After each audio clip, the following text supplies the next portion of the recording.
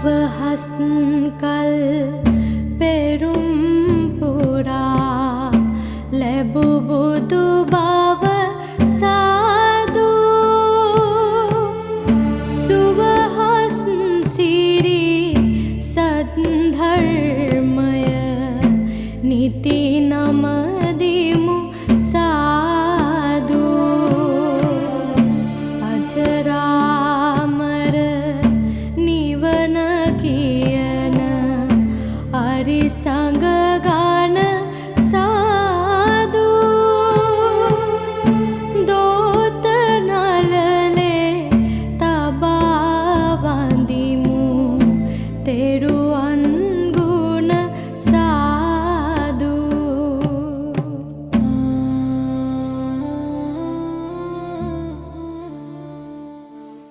ඔබ ඒ මිහිරි හඬින් ශ්‍රවණය කරන්නට යෙදුනේ සිහිපත් වූ සැනින් පවා සිත් සුවපත් භාවයට පත් කරන මනස සංසුන් කරන බුදුන් වහන්සේගේ ද්‍රෝණයක් පමණ ධාතුන් වහන්සේ වැඩ වාසය කරන රුවන්වැලි මහා සෑය ගැන පූජ්‍යපාද සංසුන්ගම ඥානරතන අපේ හාමුදුරුවන් රචනා කරපු කාව්‍යාවලියේ පළවෙනි කවිය සුවහස් කල් පෙරම් පුරා ලැබූ බුදු බව සාදු සුවහස් සිරි සද්ධර්මය නිති නමදිමු සාදු.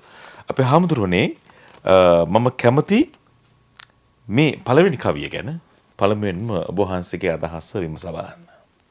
අපේ බෞද්ධ සම්ප්‍රදායක් තියෙනවා යම්කිසි කාව්‍ය ග්‍රන්ථයක් වේවා එහෙම නැත්නම් ගද්‍ය ග්‍රන්ථයක් වේවා ලිවීමේදී මූලිකව තෙරුවන් නමස්කාර කිරීම. මෙන්න මේ කාර්යය තමයි මමත් මෙතෙන්දී පළමුව සිද්ධ කරන්නේ. සාරසංඛ්‍ය කල්පලක්ෂයක් පාරමී ධර්ම පුරලා තමයි අපේ බුදුරජාණන් වහන්සේ උතුම් බුදු රාජ්‍යයට පත් වුනේ. ඉතින් එවන් උතුම් වූ අපේ සම්බුදුරජාණන් වහන්සේ මා පළමුව නමස්කාර කරනවා. සුවහස්කල් පෙරම් පුරා ලැබු බුදු බව සාදු. දෙවනුව සුවහස් සිරි සද්ධර්මයේ නිති නමදිමු සාදු.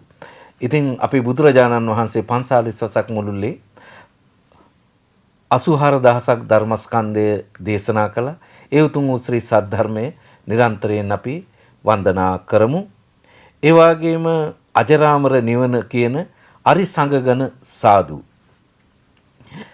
ආර්ය මහා සංඝරත්නයට බුදුරජාණන් වහන්සේ වගකීමක් පැවරුවා. අවුරුදු 5000ක් යනකල් මේ උතුම් ශ්‍රී සද්ධර්මයේ අකණ්ඩව පවත්වාගෙන යන්න. ඒ උතුම් නික්ලේශ උත්තමයාලංගෙන් පැවතෙන ත්‍රිකාලික භික්ෂු මහා සංඝරත්නය මම නිරන්තරයෙන් নমස්කාර කරනවා. ඒ වගේම දොහත මුදුන් තබා වඳිමු තිරුවන් ගුණ සාදු. ඇත්ත වශයෙන්ම අපට කියන්නට ඕන මේ ත්‍රිවිධ රත්නය උපරිම ගෞරවයෙන් භක්තියෙන් දෝත නළලේ තබලා අපි নমස්කාර කළා අපි මේ පාද්‍ය පන්තිය ආරම්භ කරමු කියන පණිවිඩය දෙන්න. එහෙමයි අපේ හාමුදුරුවනේ. ඒත් එක්කම අපිත් එක්ක ඉන්නවා ශ්‍රී ලංකා රජරට විශ්වවිද්‍යාලයේ මහාචාර්ය ඒ වගේම තමයි පර්යේෂණාත්මක සහ ශාස්ත්‍රීය ග්‍රන්ථ රසක් අපේ රටේ ජනතාව වෙනුවෙන් සම්පාදනය කරපු අපිට ඉන්න සම්පතක් මහාචාර්ය අජිත් තල්වත මහත්මයා. මම ඔබතුමාගේ පැත්තට හැරෙන්න කැමති මේ අජරාමර නිවන කියන අරිසංග ගන සාදු දෝත නළලේ තබා වඳිමු තෙරුවන් ගුණ සාදු. රුවන්වැලි මහා සෑය ගැන මහාචාර්යතුමනි ඔබේ කියවීම සහ ඔබේ අදහසත් මම කැමති දැනගන්න. අතවශ්‍යම මේ මෑත භාගයේ අපේ තාම පූජනීය ස්ථානයක ස්වර්ණමාලී චෛත්‍ය පිළිබඳව අපේ ගෞරවනීය ස්වාමින් වහන්සේ මේ සම්පාදිත කෘතිය අනුබුදු මිහිඳු මාහිමියන්ගෙන් ගොඩනැගුණු ඒ සංස්කෘතියේ ඊටාම වැදගත් අවස්ථාවක් හැටියට හඳුන්වා දෙන්න පුළුවන්කම තියෙනවා. විශේෂයෙන් බුදුදහම ඇවිල්ලා අපේ ගසයි පොත්තයි ආකාරයට බෞද්ධ සමාජයත් එක්ක පෙළ ගැහිලා තියෙනවා.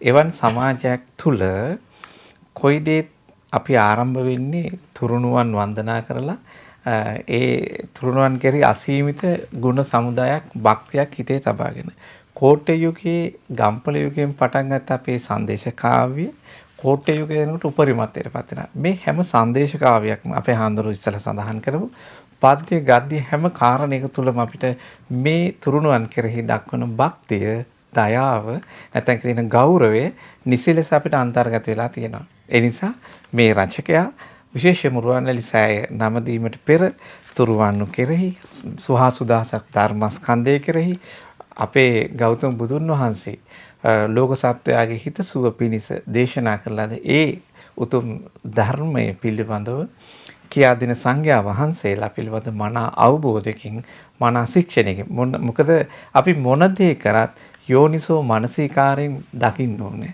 අවබෝධ කරගන්න ඕනේ අනේ පිවිතුරු අවබෝධයෙන් රුවන්වැලි මහා සෑය රදුන් වන්දනයට යොමු වීම උචිත බව තමයි මේ පළමු කාව්‍ය සංග්‍රහය තුල අන්තර්ගත වෙන්නේ.